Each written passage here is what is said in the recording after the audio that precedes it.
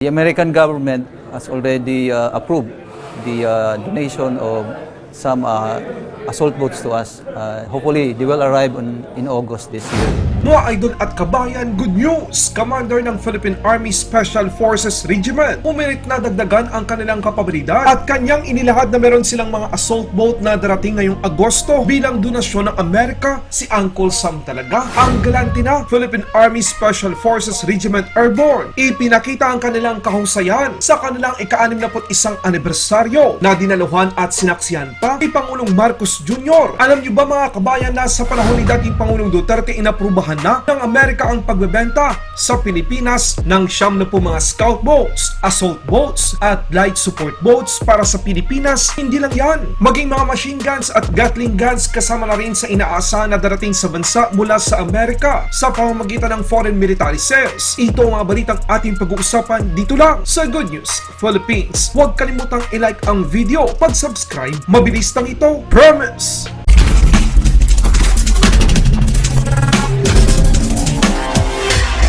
Sa ika-61 anibersaryo ng Philippine Army Special Forces Regiment Airborne, ipinangako ng Pangulong Marcos Jr. na patuloy nitong palalakasin ang kanilang kapabilidad. Sa pagdalo ng Pangulo ng kanilang anibersaryo, ipinakita ng Philippine Army Special Forces Regiment Airborne ang mga bagong armas nito at nagpakita din ito ng kanilang kahandaan sa oras na kinakailangan ang kanilang katapangan upang protektahan ang sambayanang Pilipino at ang ating bansa. Pinasalamatan din ni President Bongbong Marcos Jr. ang ginawang pag-rescue ng mga sundalong ito sa mga kababayan natin noong Marso upang iligtas ang nasa 316 na individual sa umaapoy na barko, ang Allison Shipping Lines.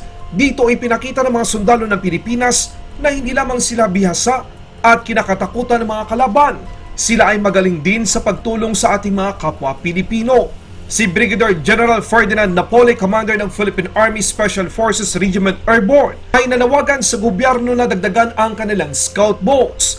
Inilahad din ni Brigadier General Ferdinand R na ang Amerika ay inaprubahan na ang pagbibigay o donasyon sa Philippine Army Special Forces Regiment ng mga assault boat. Now we are requesting from headquarters if they can provide another set of those scout boats. The American government has already approved the donation of some assault boats to us.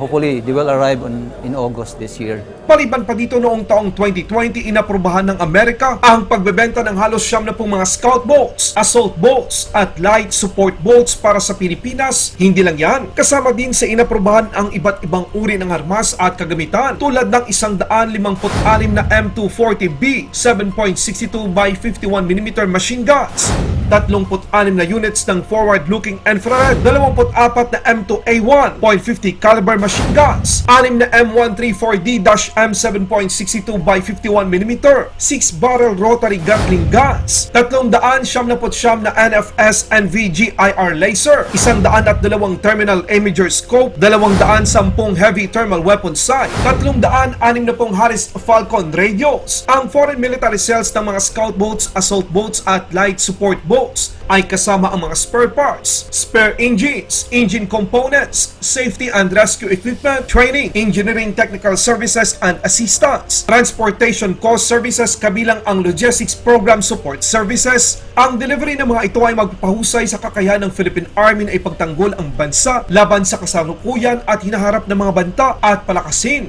ang kakayahan nitong kontrolin at siguraduhing ligtas ang loob at baybayin sa katimugang rehiyon ng bansa. Maraming salamat ang tagahatid ng balita, Good News Philippines. Mabuhay ang mga Pilipino, mabuhay ang Pilipinas! Laban Pinas!